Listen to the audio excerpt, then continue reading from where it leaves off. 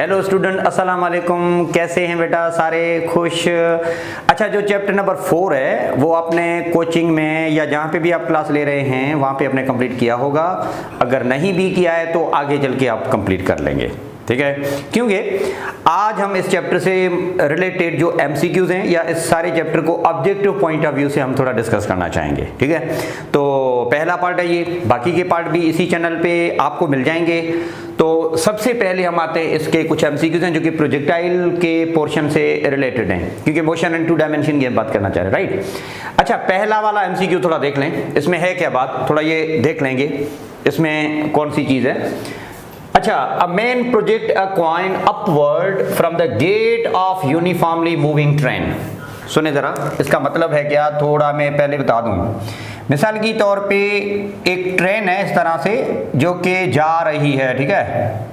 और ये एक इसकी बस है, कोई इस तरह की बहुत सारी बोगी या बस होती हैं। अच्छा, ये है इसका गेट ना, इस तरह से। There is a person sitting here. अच्छा, ही टॉसेस द कॉइन। अभी ये कॉइन इसके हाथ में है और ये ट्रेन आगे की तरफ जा रही है किसी न किसी वेलोसिटी के साथ, मिसाल की तौर पे। तो डेफिनेटली इस फ्रेम के अंदर जो भी चीजें हैं they all also are moving in horizontal direction with certain velocity. तो ये जो आपका कॉइन है ये भी बिल्कुल इसी तरह से जा रहा होगा, है ना? अच्छा, बहरहाल the coin is also moving in horizontal along the frame. इसका मतलब कि कॉइन को इनिशियल वेलोसिटी पहले से मौजूद है, बंदे को भी, इस पर्सन को भी इनिशियल वेलोसिटी पहले से मौजूद है। Okay, thereafter what he does actually, he tosses it, ठीक है? ये टॉस करना चाह रहा है, मतलब बंदे को लग रहा है, उस पर्सन को लग रहा है कि मैं इसको सीधा वर्टिकली अपवर्ड थ्रो कर रहा हूं, पर ऐसा होता नहीं है। क्यों? क्योंकि देखें जरा, ये वो जगह है मिसाल की तौर पे जहां पे इसने टॉस किया। Do remember, frame was moving in horizontal direction. इसका मतलब है कि कॉइन को टॉस करने से पहले ही कुछ हॉरिजॉन्टल वेलोसिटी पहले से मौजूद है जो कि फ्रेम की होती है। अच्छा, दूसरा ये कि ये बंदा वर्टिकली अपवर्ड थ्रो करना चाह रहा है, मतलब बंदे को लगता है कि मैंने इसको वर्टिकली अपवर्ड ही थ्रो करा, उसने वर्टिकली अपवर्ड की वेलोसिटी v0y दे दी।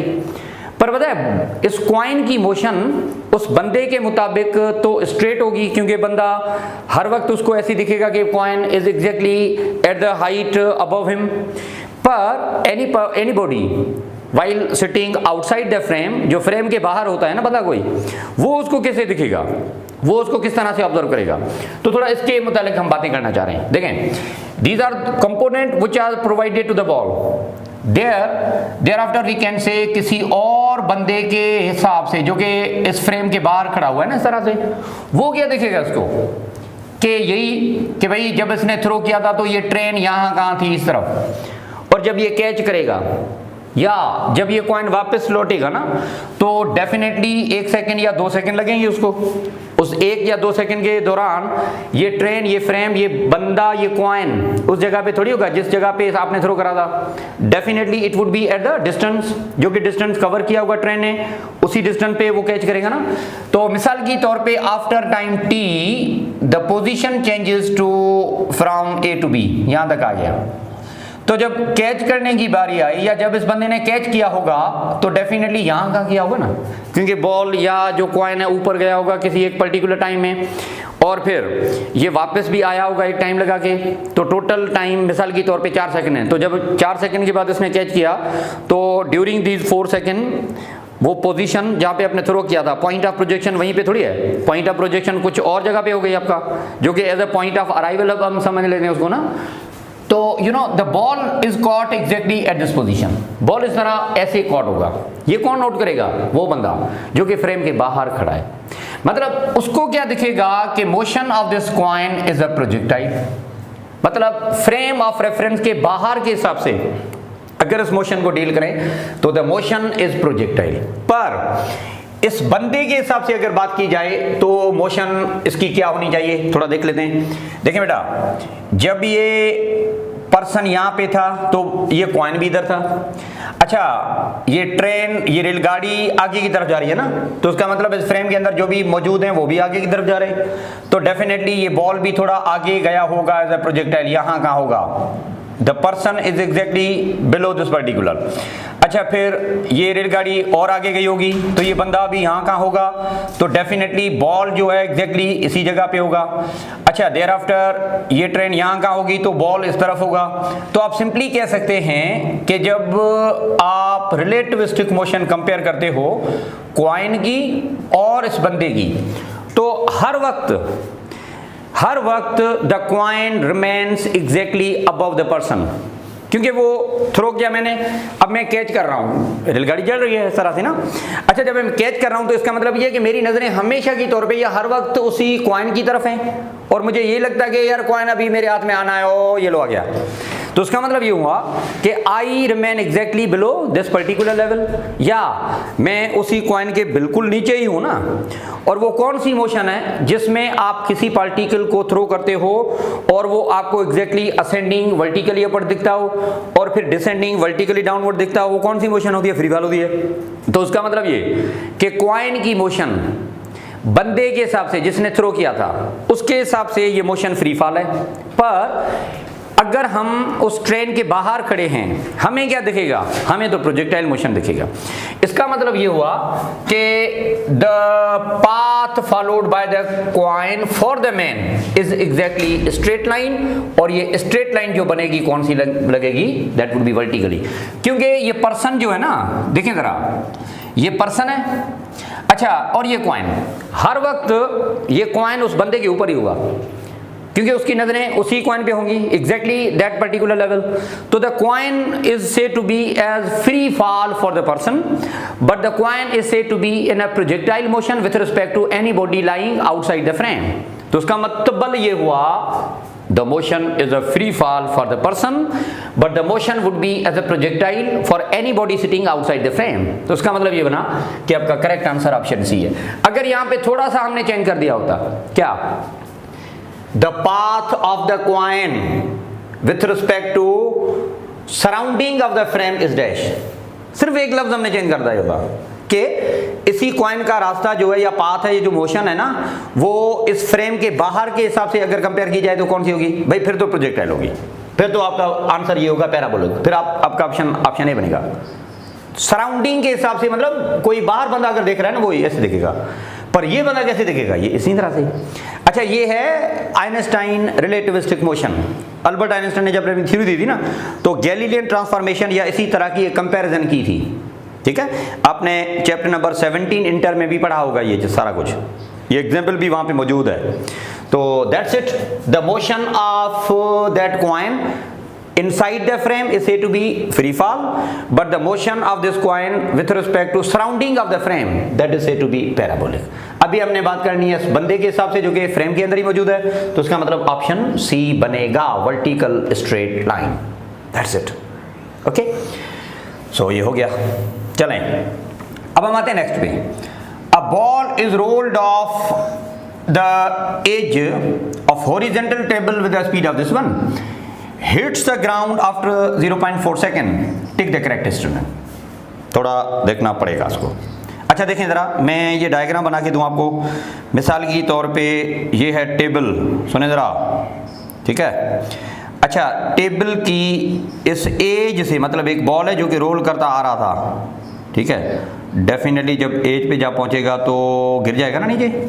अच्छा, पर ये हॉरिजॉन्टल वेलोसिटी के साथ पहले से आ रहा था, इसका मतलब है ये हॉरिजॉन्टल मोशन में था पहले along the surface of the table. अच्छा, एज के बाद मतलब जैसे एज पे पहुंचेगा तो डेफिनेटली गिरेगा ना फिर। अच्छा, गिरेगा कैसे, क्या ये सीधा नीचे की तरफ ऐसे गिरेगा या एज अ प्रोजेक्टाइल मोशन में गिरेगा, कैसे गिरेगा? Definitely you know this will execute projectile motion. क्यों प्रोजेक्टाइल में, क्यों? क्योंकि ये बॉल हॉरिजॉन्टली रोल करता आ रहा था, इसका मतलब है हॉरिजॉन्टल वेलोसिटी पहले से थी। एंड आपने ये पढ़ा होगा बेटा कि whenever any body is throne horizontally at certain height, एक पर्टिकुलर हाइट पे किसी भी चीज को आप ऐसे थ्रो करोगे ना तो वो पैराबोलिक पाथ में आगे जाके गिरेगी, एज ए फ्री फॉल नहीं बेटा, एज अ पैराबोलिक आगे जाके गिरेगी। तो उसका मतलब ये होना कि it will execute a projectile motion और ये यहां का गिरेगी। चलो ठीक है, हो गया। अच्छा, स्पीड जो आपने दी है वो कितनी, 4 मीटर पर second. Do remember that is all about we can say horizontal speed, okay. It hits the ground after 0.4 second. जो टाइम इन एयर है या जो फ्लाइट का टाइम है ना, 0.4 सेकंड है। बता दें कौन सी स्टेटमेंट सही है, ठीक है। अच्छा, करेक्ट स्टेटमेंट पैरामीटर के हिसाब से कौन सी सही होगी, एक एक स्टेटमेंट को हम चेक करना चाहेंगे।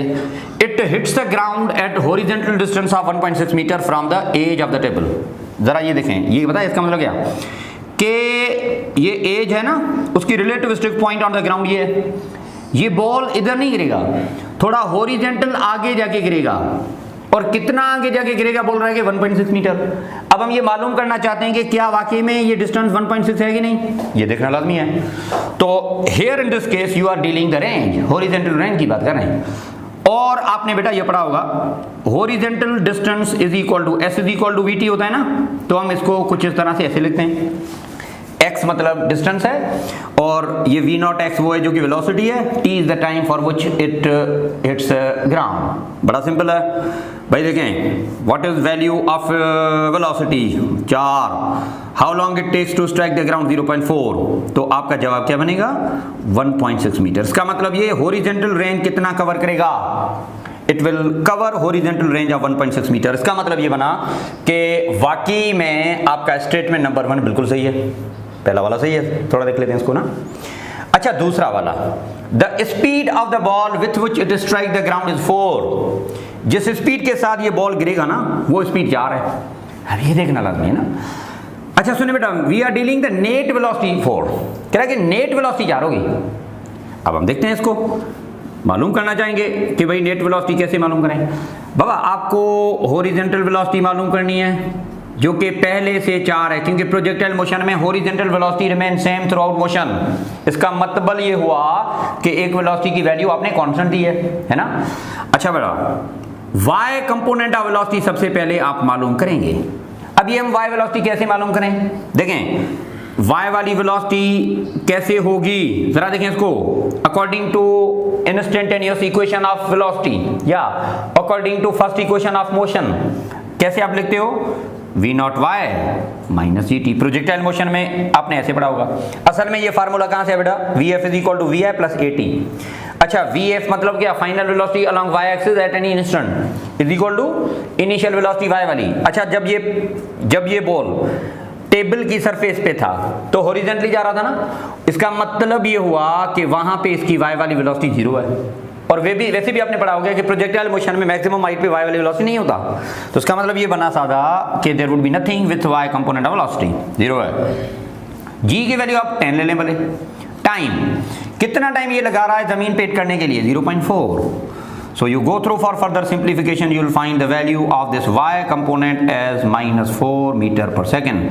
आपका y वाला वैल्यू मिल गया।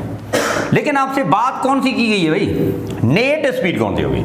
चलो ठीक है, वेक्टर एनालिसिस में आपने पढ़ा होगा कि when x and y components are defined then net velocity can be done, net velocity or resultant vector can be calculated by using this equation, by using this formula like vx square plus vy square। आप ऐसे मालूम करते हैं। अच्छा बेटा, तो बड़ा simple है, बड़ा सादा है। x वाली वेलोसिटी कितनी 4, y वाली कितनी -4, ये कितना बनेगा 16 और ये बनेगा 16। इसका मतलब है बनेगा 32। क्या मैं 32 को ऐसे लिख सकता हूँ 16 इंटू 2 32, बिल्कुल सही है। अच्छा, 16 का रेडिकल क्या बनेगा 4, रेडिकल 2 को आप रहने दें। इसका मतलब ये बनेगा जब ये बॉल जमीन पे हिट करेगा तो स्पीड क्या होगी, नेट वेलोसिटी क्या होगी 4 रेडिकल 2 मीटर पर सेकेंड। पर स्टेटमेंट 2 नंबर क्या कह रही है, the speed of the ball with which it strike the ground is 4। गलत है, ऐसा कुछ भी नहीं है भाई। इसका मतलब स्टेटमेंट नंबर 2 गलत है। बात आई समझ में। अच्छा, तीसरा देखते हैं कि तीसरा वाला सही है कि नहीं। Height of the table is 0.8। ये लो भाई, जो एज है जहां से ये गिरा है ना वो कितना ऊपर है ग्राउंड लेवल से, 0.8 मीटर बोल रहा है। तो हम क्या करना चाहेंगे, हम हाइट मालूम करेंगे। देखें हाइट हम किस तरह से मालूम कर सकते हैं, तो आपने ये पढ़ा होगा बेटा कि प्रोजेक्टाइल मोशन का y एक्सिस का जो बिहेवियर है ना वो एग्जैक्टली फ्री फॉल की तरह ही होता है। इसका मतलब ये हुआ कि फ्री फॉल मोशन में जो टाइम लगता है इसको या प्रोजेक्टाइल मोशन में जो टाइम लगेगा इक्वल लगेगा, क्योंकि y वाली वेलोसिटी फ्री फॉल में मैक्सिमम हाइट पे 0 होती है और प्रोजेक्टाइल मोशन में v0 y भी मैक्सिमम हाइट पे 0 होता है ना। तो आप डायरेक्टली सेकंड इक्वेशन लगाकर मालूम कर सकते हो। देखें जरा, h is equal to we I T plus half A T square, ऐसे होता है ना, ये रहे V I T plus 1/2 G T square, ये लिखें आप इस तरह से, ठीक है।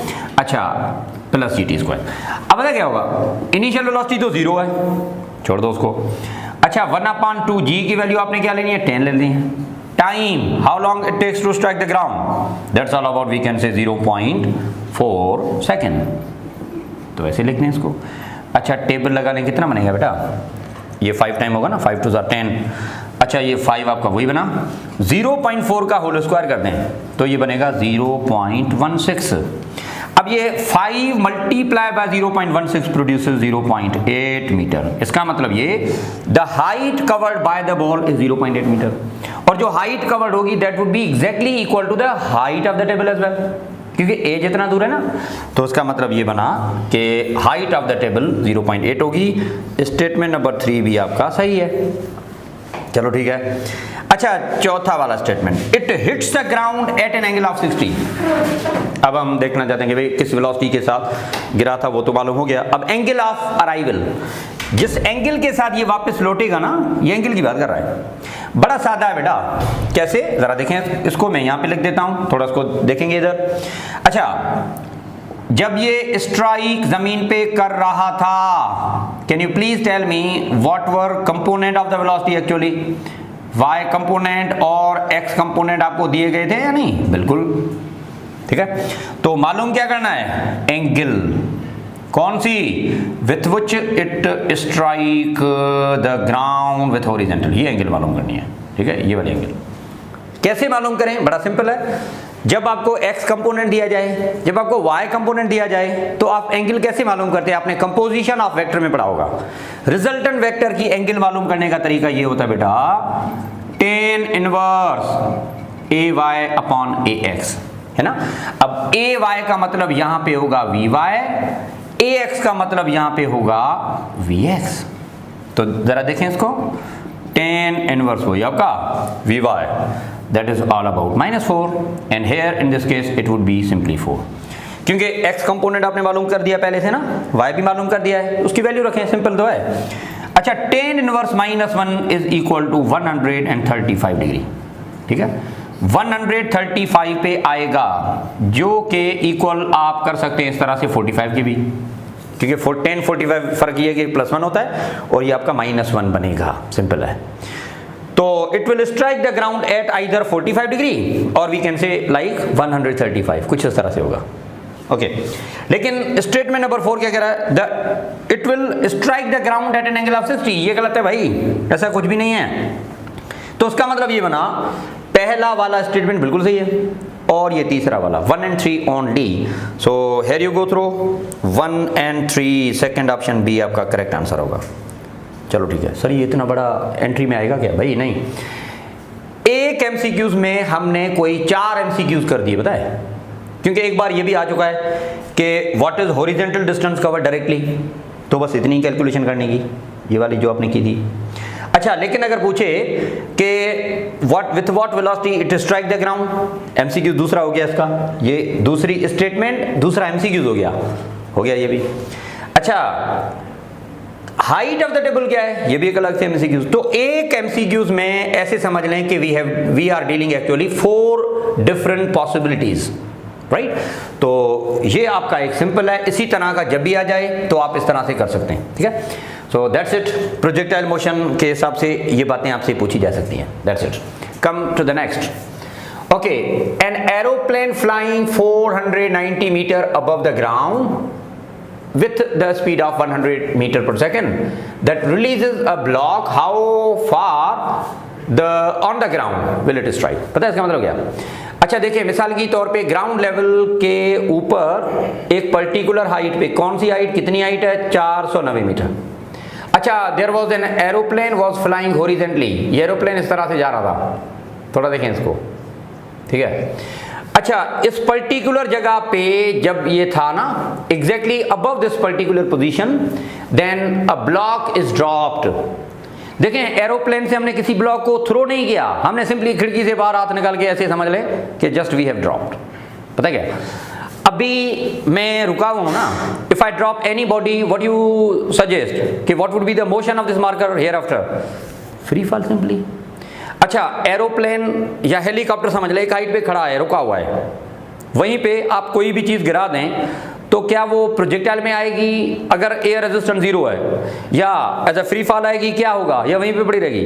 देखिए भाई, एज अ फ्री फॉल आएगी अगर एयर रेजिस्टेंस 0 है। अगर ये हॉरिजॉन्टली जा रहा होता हेलीकॉप्टर या एरोप्लेन, और उसी मूविंग फ्रेम ऑफ रेफरेंस से आपने कोई भी चीज गिरा दी होती या ड्रॉप की होती, तो कैन यू प्लीज सजेस्ट कि what would be the motion?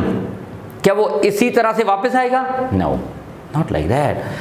अब ये हॉरिजॉन्टल वेलोसिटी के साथ जा रहा है, इसका मतलब इस ब्लॉक को जो बिफोर ड्रॉप इसके अंदर मौजूद था ना, इसको एक हॉरिजॉन्टल वेलोसिटी मिली हुई थी पहले से, और जब आपने ड्रॉप किया तो उसका मतलब ये हुआ कि it will follow the parabolic path and will strike the ground, not exactly above the target, it will strike the ground at certain horizontal distance. ये किसी और जगह पे गिरेगा। क्यों? क्योंकि फ्रेम वाज इन मोशन। अगर ये मोशन में ना होता तो definitely it will follow straight line path and will fall as a free falling body. But here in this case we are dealing projectile 1, क्योंकि ये मोशन इसकी कंप्लीटली प्रोजेक्टाइल होगी। चलो ठीक है, पूछ क्या रहा है कि भाई जिस जगह के ऊपर आपने गिराया था ना, क्या वहीं पे गिरेगा? नहीं, तो आगे जाके गिरेगा। क्यों? एज अ प्रोजेक्टाइल बिहेव कर रहा है। चलो ठीक है, कितना आगे जाके गिरेगा ये पूछ रहा है आपको। What is the distance covered, मतलब ये रेंज आपसे पूछी गई है, ठीक है, जो कि आपने थोड़ी देर पहले भी मालूम कर दी। बड़ा सिंपल है, s is equal to v t लगा ले, सिंपल डिस्टेंस इक्वेशन, तो x is equal to v naught x into t लगा ले। अच्छा, वी नॉट एक्स आपका कितना है, या वी नॉट एक्स की वैल्यू कितनी है जो कि आपको मौजूद है इधर। अच्छा, what would be the time? देखिए बेटा, जो टाइम फ्री फॉल का होता है और वही टाइम आपका बनेगा प्रोजेक्टाइल का, दो रिमेंबर, ठीक है। अच्छा, क्योंकि प्रोजेक्टाइल मोशन का वाई वाला बिहेवियर और फ्री फॉल के मुतालिक या फ्री फॉल के कंपैरिजन में एग्जैक्टली सेम होते हैं, तो टाइम इसका जो बनेगा हम किस तरह से मालूम कर सकते हैं? इक्वेशन नंबर 2 के साथ, या इक्वेशन नंबर 2 लगा के मालूम कर सकते हैं। और वो होगा कैसे, जरा इधर देखें, मैं यहां से बना देता हूं आपको।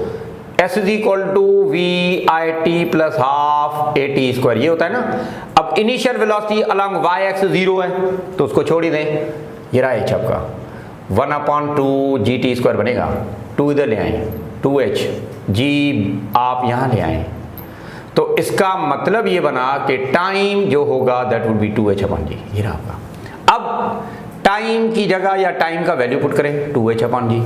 Now better to simplify further, right. अच्छा, वेलोसिटी कौन सी है जिसके साथ आपने थ्रो करा? 100 metre, okay, multiply by 2 into height 490 490 divided by g, the value of g is what you say, that would be like 10। इस तरह से ये, या आपको इसको यहाँ पे ऐसे लिख लें, भले इसमें कोई हर्ज नहीं है, अब भले ऐसे लिख लें स्टैंडर्ड वैल्यू। चलो ठीक है, उसको सॉल्व करना पड़ेगा। अच्छा, 100 तो वही आपका है ना। अच्छा, डेसिमल कैंसिल करते हैं तो एक 0 ऊपर बढ़ाते हैं, सादी मैथमेटिक आपने पढ़ी हो गया है वो, ठीक है।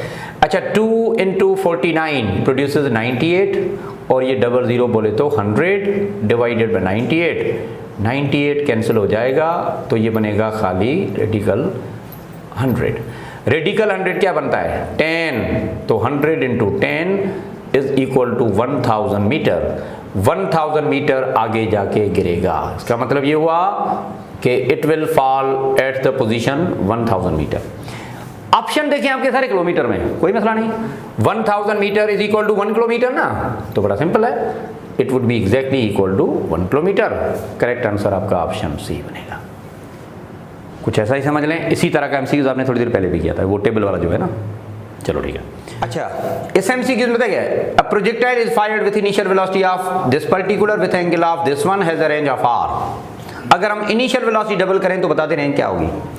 देखें जरा, कुछ इस तरह से है कि भाई हॉरिजॉन्टल रेंज आपने पढ़ा होगा बेटा, that is equal to v0 square upon g sin 2 theta, ये है, ठीक है।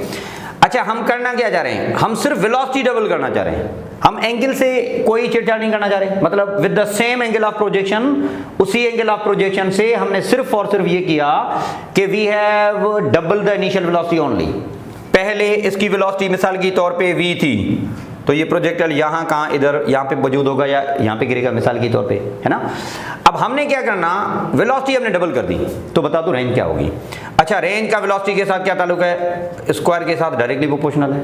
तो बड़ा सिंपल है, अगर आप वेलोसिटी डबल करोगे तो रेंज कितना बढ़ेगी, 2 स्क्वायर कर लें आप इसको, तो the range would be 4 time, मतलब जो पहले वाली रेंज थी उससे ये 4 गुना ज्यादा दूर जाएगा, the range would be 4 time.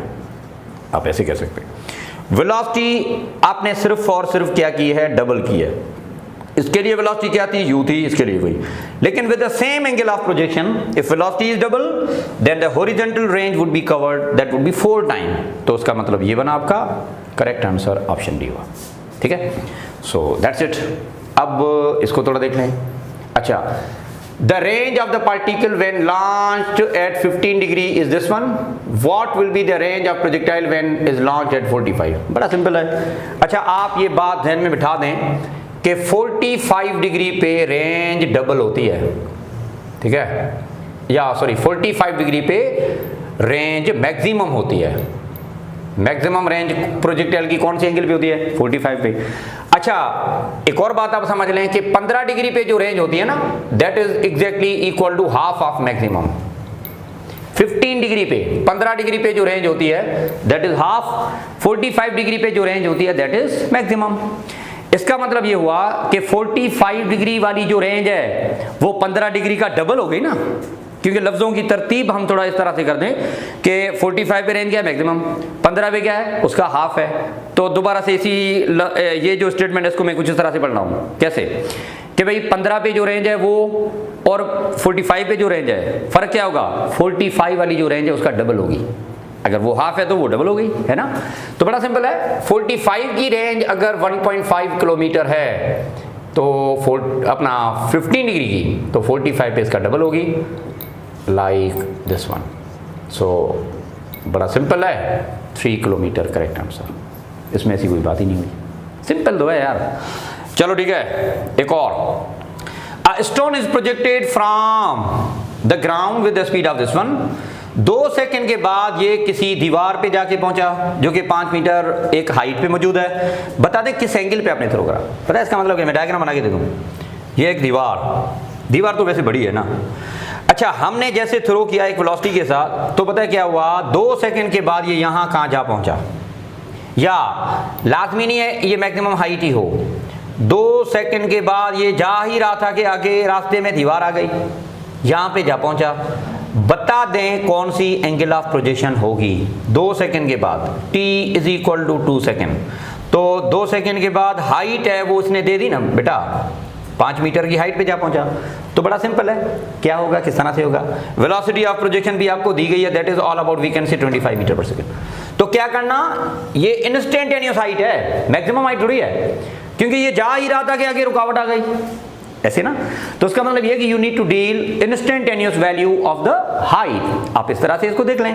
अच्छा, तो बड़ा सिंपल है बेटा, instantaneous height is equal to we I T plus half A T square या जी टी स्क्वायर जो भी होता है, ठीक है।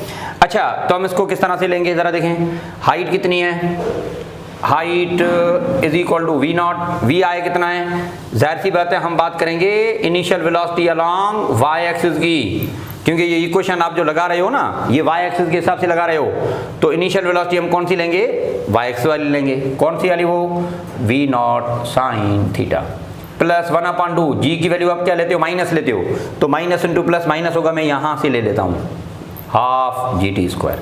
अब आप क्या करें, वैल्यू सब्सटीट्यूट करें, जरा देखें, हाइट 2 सेकंड के बाद कितना ऊपर जाके लग रहा है कि दीवार के साथ 5 मीटर, वो वैल्यू रखें। वेलोसिटी क्या है, इनिशियल वेलोसिटी 25 साइन थीटा रखते हैं, इंटू टी है ना, इंटू टी 2 सेकंड, तो ये 2 आपका आ गया, माइनस 1/2, जी की वैल्यू भले आप 10 ले राउंड ऑफ करके, ठीक है, टी स्क्वायर आपका बनेगा 2 स्क्वायर।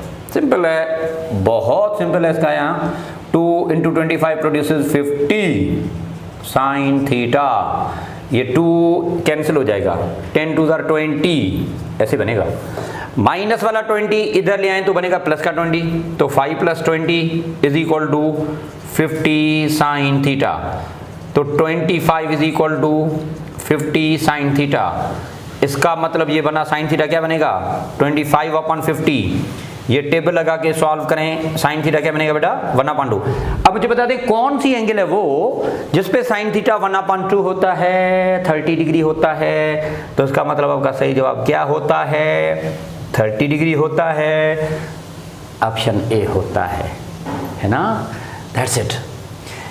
तो देखें इस लॉजिक में हमने ये देखा कि बॉल ऊपर ही जा रहा था कि आगे रुकावट आ गई, मतलब एक इंस्टेंटेनियस हाइट की बात कर रहे हैं। That's it.